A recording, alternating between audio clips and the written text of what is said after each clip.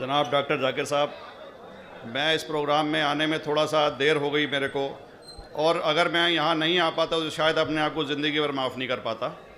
आगरा की सरज़मीं पर आके आपने ये जो रोशनाई जगाई है, ये वाकई में हम तो उस अल्लाह ताला से दुआ करेंगे। जी हाँ। अल्लाह ताला से दुआ करेंगे कि आप जैसे 10-20 और नेक दिल और इतने पढ़े लिखे, इतने इंटेलेक्चुअल आदमी और पैदा करें, जिससे कि जाके आप भारत का कोना कोना, देश का कोना कोना रोशन करें। तहे दिल से स्वागत आपका। मेरा एक छोटा सा सवाल से पहले थोड़ा सा, एक हमारे भी गुरु ग्रंथ साहब के अंदर गुरु नानक साहब ने पूरी दुनिया का चक्कर लगाया, जिसके अंदर मक्का मदीना भी शामिल है। और जैसा कि एक सवाल इससे पहले हो चुका है कि गैर मुस्लिम जो है मक्का मदीना में अलाउड नहीं, या वहाँ का कैंटोनमेंट जो है अलाउ परमिशन नहीं देता। मगर ये तो तय है, आप मानते हैं, इस्लाम मानता है, हम मानते हैं, हमारे ग्रंथों के अंदर दर्ज है। गुरु नानक साहब के 2 चेले थे, एक बाला और एक मर्दाना, एक हिंदू और एक मुस्लिम। मर्दाना की बहुत ख्वाहिश थी कि मुसलमान जब तक पूरा मुसलमान नहीं कहलाने का हकदार, जब तक कि वो काबा का दर्शन ना कराए, तो गुरु नानक साहब उसको लेके और काबा गए। हमारे ग्रंथ के अंदर जो दर्ज है कि जब वो वहाँ पहुँचे, उन दिनों बहुत लंबा ये किस्सा है, 1 साल लगता था, और वो रूट सारा उसका वर्णन है। और वहाँ जब मक्का, जो मस्जिद के बाहर साथ ही एक दीवार थी, जहाँ पर के भारत के जो मुसलमान दर्शन करने जाते थे काबा के, वो उनको वहाँ ठहराया जाता था। वहाँ की देखभाल जो करता था वो मुल्ला जीवन करता था। जब गुरु नानक साहब अपने चेलों के साथ में वहाँ पर पड़े थे, तो सुबह जब मुल्ला जीवन वहाँ की सफाई करने के लिए आया, तो उसने देखा गुरु नानक साहब के जो पैर थे वो काबा की तरफ थे। वो गुस्से में चिल्लाया कि ये कौन काफिर है जो कि काबा की तरफ पैर करके पड़ा है, और उसने गुस्से के अंदर आके उनके पैरों को झटका दिया, दूसरी तरफ किया। तो हमारे ग्रंथ के अंदर दर्ज जो किस्सा है उसके अंदर ये है कि काबा भी उस समय हिल गया। जिधर गुरु नानक के पैर जाते थे काबा उधर मुड़ता था। तो वो ज़ोर से चिल्लाया, ये कोई हज़रत है, ये कोई औलिया है। तो उस समय के जो काजी थे मक्का के, काजी रुकनुद्दीन साहब थे, और शाह शरफ, कई हस्तियों के नाम हैं उसमें। तो मैं ये जानना चाहता हूँ कि ये वर्जन को आप मतलब एग्री करते हैं, और करते हैं तो इसका हमारे मुस्लिम ग्रंथों के अंदर किस तरीके से उल्लेख है, ये कृपया बताएं। भाई साहब ने एक सवाल पूछा अपने गुरु ग्रंथ साहिब के मुतालिक, और अल्हम्दुलिल्लाह मैं भी गुरु ग्रंथ साहिब पढ़ चुका हूँ। और जिस तरीके से, क्योंकि वक्त मुख्तसर सा होने की वजह से मुझे वक्त नहीं मिला कि गुरु ग्रंथ को भी कोट करूं।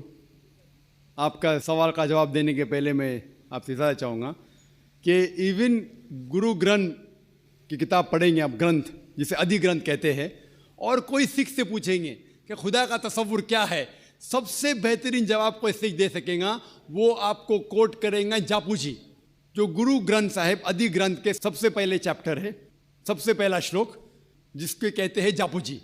इसके मानी है कि God is true, he is only one, he is not begotten and is free from fear and want. क्योंकि मैंने अंग्रेजी में पढ़ा हूँ, इसलिए मैं अंग्रेजी में उसे कह रहा हूँ कि खुदा एक ही है, वो हक है, और वो ना किसी को जना है ना किसी को जनेगा, और वो इमॉर्टल है, ना कभी मर सकता है। और इसको सिखिज्म में जो खुदा को कहते हैं Omkara, in manifest form he is Omkara, and unmanifest form he is एक ओमकारा। और कई इसके एट्रीब्यूट्स है, मिसाल के तौर पे परवरदिगार, अकल, और उसे रहीम कहा गया है, Wahe Guru as one God कहा गया है, और it is strictly against idol worship and अवतारवादा। भाई साहब का सवाल था कि उनने ग्रंथ में पढ़ा कि गुरु नानक साहब मक्का के, और उनका पैर काबा की तरफ था, और कोई मौलवी ने पैर को हिलाए और काबा हिल गया। क्योंकि ये age of science and technology है, अगर कोई चीज़ जो किताब हज़ारों साल पहले लिखी गई है, 10,000 साल या 4,000 साल, तो शायद उसके बारे में हिस्टोरिकल रिकॉर्ड मिलना मुश्किल है। हालांकि इवन जीसस क्राइस्ट के बारे में 2000 साल हिस्टोरिकल रिकॉर्ड है, क्योंकि सिखिज्म जो एकदम नया मज़हब है, जितने मज़ाहिब के मुकाबले हिंदुस्तान में नया है, कुछ सैकड़ों साल पहले 15th सेंचुरी में, towards the end of the 15th century, Guru Nanak साहब जो पंजाब के थे, ये मज़हब तो कायम हुआ। हार्डली 400-500 ईयर, 400-500 साल। और अगर ये मान लो, सपोज मिसाल के तौर पे मान लो, मैं क्यों कह रहा हूँ कि मैं नहीं चाहता हूँ किसी को बुरा लगे, मान लो ये सच है, मान लो अगर 400-500 साल पहले अगर ये होता था कि काबा इधर से उधर हिल जाता था, तो हिस्टोरिकल रिकॉर्ड में बिल्कुल लिखा होता था। और कई हिस्टोरिकल रिकॉर्ड में ये नहीं कि काबा हिला इधर उधर, कई हिस्टोरिकल रिकॉर्ड आप देखेंगे। हिस्ट्री इतनी अल्हम्दुलिल्लाह 800-900 साल पहले, 1000 साल पहले जो मुगल ने किए, बिल्कुल लिखा हुआ हिस्टोरिकल रिकॉर्ड में। तो ये कहना कि गुरु नानक साहब वहाँ गए और काबा हिल गया, ये बिल्कुल साइंस के खिलाफ है, क्योंकि साइंस में कोई भी रिकॉर्ड नहीं है, वहाँ के देश के रिकॉर्ड में कहीं भी नहीं कि काबा हिला।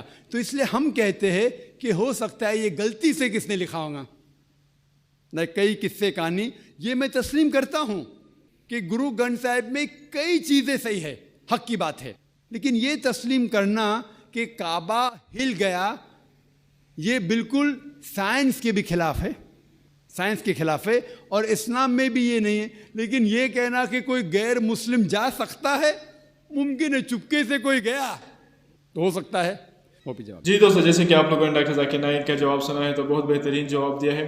जैसे कि डॉक्टर जाकिर नाइक ने कहा है कि किसी भी साइंस की हिस्ट्री में, हिस्टोरिकल चीज़ में ऐसे कोई भी किसी चीज़ ने नहीं लिखा कि आपके गुरु नानक जो है वो सही है। ये हम कह सकते हैं कि वहाँ पे अगर कोई उस टाइम गया होगा, काबे की तरफ गया होगा, चुपके से अंदर हुआ होगा, सही है। लेकिन ये किसी हिस्ट्री में भी नहीं लिखा कि उसके पाँव जो है वो काबे की तरफ थे और काबा हिल गया है।